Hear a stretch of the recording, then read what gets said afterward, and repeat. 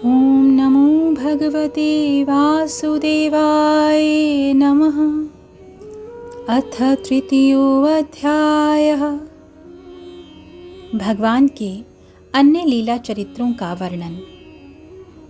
उद्धव जी कहते हैं, इसके बाद श्री कृष्ण अपने माता पिता देवकी वसुदेव को सुख पहुँचाने की इच्छा से बलदेव जी के साथ मथुरा पधारे और उन्होंने शत्रु समुदाय के स्वामी कंस को ऊंचे सिंहासन से नीचे पटक कर तथा उसके प्राण लेकर उसकी लाश को बड़े जोर से पृथ्वी पर घसीटा। सांदीपनी मुनि के द्वारा एक बार उच्चारण किए हुए सांगोपांग वेद का अध्ययन करके दक्षिणा स्वरूप उनके मरे हुए पुत्र को पंचजन नामक राक्षस के पेट से यमपुरी से लाकर दे दिया था।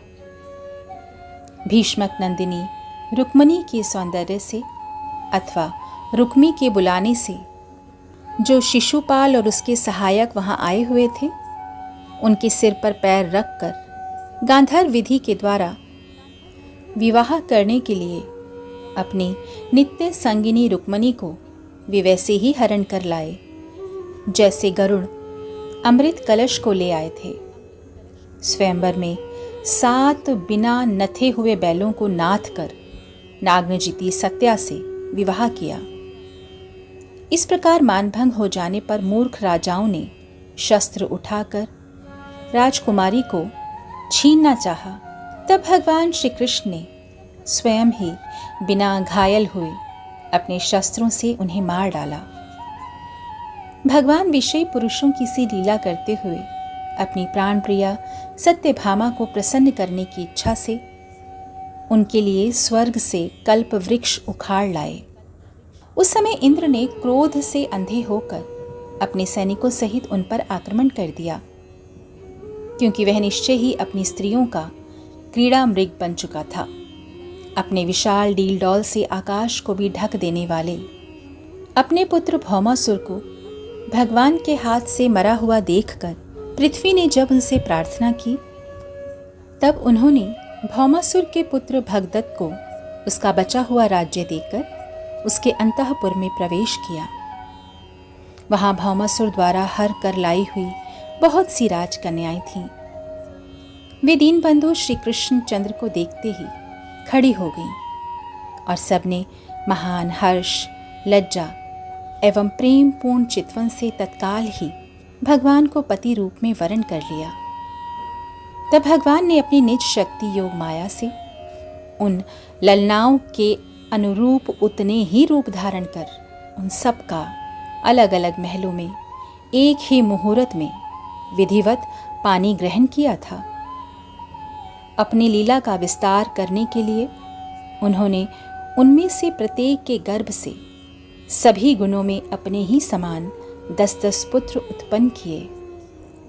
जब काल यवन, जरासंध और शाल्वादी ने अपनी सेनाओं से मथुरा और द्वारकापुरी को घेरा था, तब भगवान ने निज जनों को अपनी अलौकिक शक्ति देकर उन्हें स्वयं मरवाया था।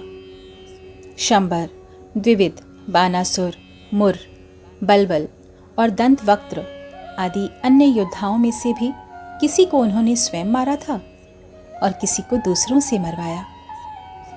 इसके बाद उन्होंने आपके भाई धृतराष्ट्र और पांडु के पुत्रों का पक्ष लेकर आए हुए राजाओं का भी संहार किया, जिनकी सेना सहित कुरुक्षेत्र में पहुंचने पर पृथ्वी डगमगाने लगी थी। कर्ण, दुशासन और शकुनी की खोटी सलाह से, जिसकी आयु और श्री दोनों ही नष्ट हो चुकी थी, तथा भीमसेन की गदा से, जिसकी जांघ टूट चुकी थी, उस दुर्योधन को अपने साथियों के सहित पृथ्वी पर पड़ा देखकर भी उन्हें प्रसन्नता न हुई। वे सोचने लगे, यदि द्रोण, भीष्म, अर्जुन और भीमसेन के द्वारा इस 18 अक्षौहिणी सेना का विपुल संहार हो भी गया तो इससे पृथ्वी का कितना भार हल्का हुआ। अभी तो मेरे अंश रूप प्रद्युम्न आदि के बल से बड़े हुए यादवों का दुस्साह दल बना ही हुआ है। जब ये मधुपान से मतवाले होकर लाल लाल आंखें करके आपस में लड़ने लगेंगे, तब उससे ही इनका नाश होगा। इसके सिवा और कोई उपाय नहीं है। असल में मेरे संकल्प करने पर ये स्वयं ही अंतर्धान हो जाएंगे। यूं सोचकर भगवान ने युधिष्ठिर को अपनी पैतृक राजगद्दी पर बिठाया और अपने सभी सगे संबंधियों को सत्पुरुषों का मार्ग दिखाकर आनंदित किया। उन्होंने धर्मराज युधिष्ठिर से 3 अश्वमेध यज्ञ करवाए और वे भी श्री कृष्ण के अनुगामी होकर अपने छोटे भाइयों की सहायता से पृथ्वी की रक्षा करते हुए बड़े आनंद से रहने लगे। विश्वात्मा श्री भगवान ने भी द्वारकापुरी में रहकर लोक और वेद की मर्यादा का पालन करते हुए सब प्रकार के भोग भोगे, किंतु सांख्य योग की स्थापना करने के लिए उनमें कभी आसक्त नहीं हुए। मधुर मुस्कान, स्नेहमयी चितवन, सुधामयी वाणी, निर्मल चरित्र तथा समस्त शोभा और सुंदरता के निवास अपने श्री विग्रह से लोक परलोक और विशेषतः यादवों को आनंदित किया तथा रात्रि में अपनी प्रियाओं के साथ क्षणिक अनुराग युक्त होकर समयोचित विहार किया और इस प्रकार उन्हें भी सुख दिया। इस तरह बहुत वर्षों तक विहार करते करते उन्हें गृहस्थ आश्रम संबंधी भोग सामग्रियों से वैराग्य हो गया। ये भोग सामग्रियां ईश्वर के अधीन हैं और जीव भी उन्हीं के अधीन है। जब योगेश्वर भगवान श्री कृष्ण को ही उनसे वैराग्य हो गया, तब भक्ति योग के द्वारा उनका अनुगमन करने वाला भक्त तो उन पर विश्वास ही कैसे करेगा। एक बार द्वारकापुरी में खेलते हुए यदुवंशी और भोजवंशी बालकों ने खेल ही खेल में कुछ मुनीश्वरों को चिढ़ा दिया।